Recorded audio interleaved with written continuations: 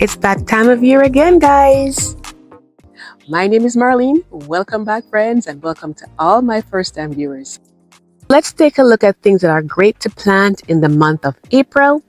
You'll see flowers.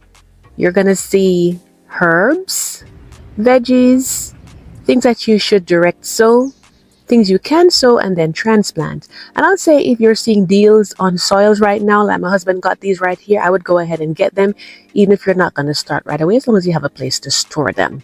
So the first thing we're going to look at is your leafy greens, like your kale, your cabbages, your broccoli, all of those things in the brassica family, lettuces, all of those, because these are cooler weather plants. So if we wait too long, then what happens is that they bolt in the heat, meaning that they're going to flower and they get, kind of long. And things like your lettuce, if you can still sow those right now. But what I would say is, if you're going to do it, you want to get lettuces that don't, have a head like iceberg lettuce and those kinds, just the ones that, are loose leaves, because they'll have enough time to come up. Another thing too, when the weather starts to get really warm on your leafy greens, is that you kind of get pest problems. They're more prone to get pest pressure. So it's best to, get them in early and get them out and then rotate to another crop. You can also use netting to help, with things like that. Now your root crops like your carrots and so on, it's a great time to plant them in April. You could have done them a little bit earlier too, but it's still not too late to start. This one says 60 days to harvest. So it's good to take a look at the type, on the packet to see what it says. We have grown carrots before, but they did take longer than that because of the variety that we had. Beets are also another, root crop that is great to plant right now.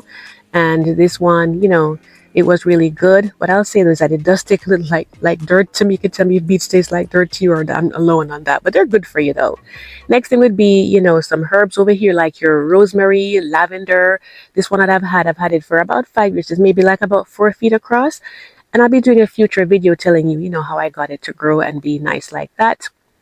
We'll take a look at some other herbs as well too, such as cilantro, parsley, all of those are good to plant them now.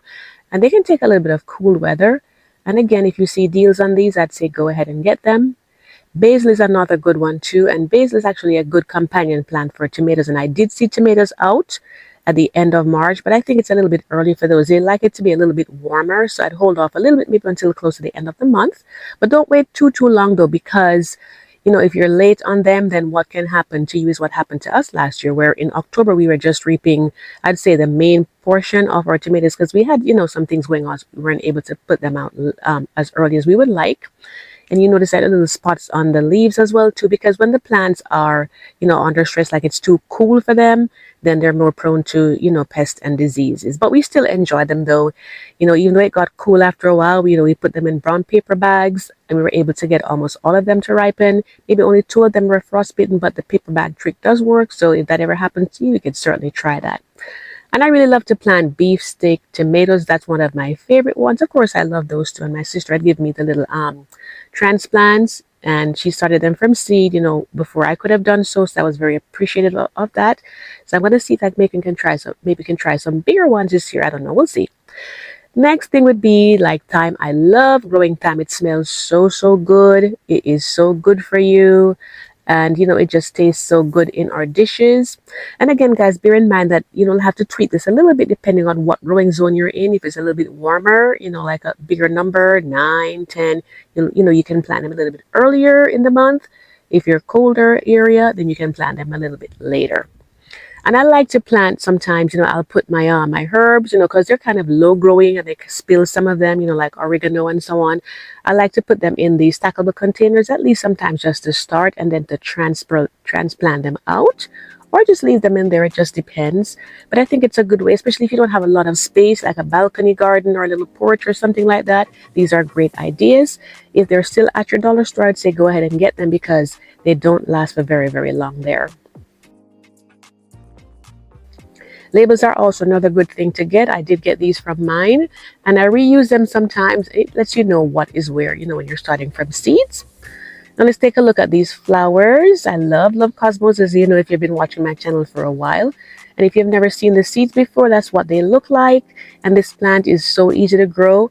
You can put them in smaller containers and then transplant them. But I'd say, apart from the first two leaves, which are really the seed leaves, the other leaves that come after those two original leaves, once you have about five or so, you can transplant them out and they'll do just fine. And this is what I did here with some marigolds at the front and some cosmos at the back, and two little alyssum were there too. So in just a couple of weeks, guys, this is what they were looking like. So I just want you to see that you can start them from seeds and you will have lots of success. There's the alyssum right there. It smells a little bit like vanilla to me, which is really, really sweet. I was pleasantly surprised about it, and I said to myself, that's where the name came from.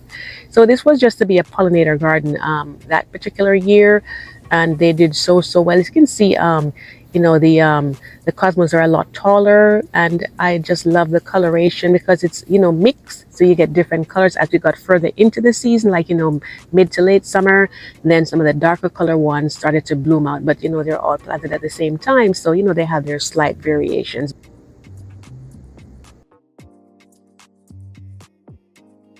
And these right here, these are some impatiens, and they're great for shade gardens. I have not had much luck growing these though, so let me know if it was easier for you, and if so, what you did to have success with that. I pretty much just use mine from the starts that are in the garden center. What I want to try this year is this, the flower rocket is what it's called, where it has that little fuzzy thing on the inside, and you just put those in the soil. And once you do that, then they should come up and fluff out. So I'm going to try it and see what's going to happen with it. If you've never seen the inside of it before, that's what it looks like. It's fluffy, almost like a little bit of like cotton in a sense, but I'm going to try it. Now, as far as the ones that you will need to direct sow, that would be like your squash right here, because they don't, it doesn't help them much when you plant them and then you transplant them again. It actually stunts the plant. So it's better to just put them directly.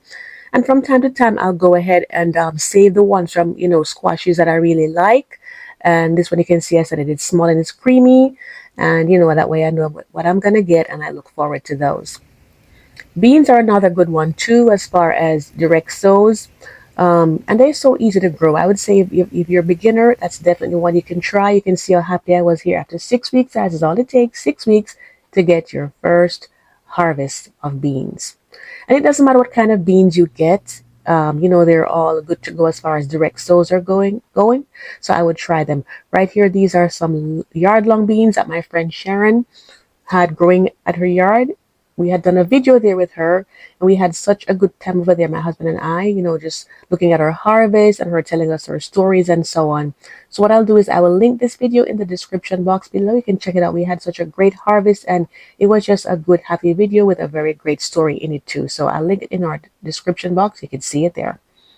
And I just wanted to take a moment, guys, to invite you to subscribe to our channel if you have never done so before. We do lots of gardening topics and tips, and we just want to learn from each other and journey along. So be sure to hit the bell twice, so you'll be notified. Another good one for directs would be like your watermelon. This one says Jubilee. I'm hearing a lot about sugar baby, so let me know if you've grown that one and which one is your favorite melon if you have not grown that one before. And, we'll just test it out and see what happens. Over here you have some sweet peas. Sweet peas are also another good one that likes cooler weather. So I'd say get these out as soon as you can, so that way they can be their best and they won't struggle in that heat. Now, let's see, you're a little bit late in some of your seeds starting.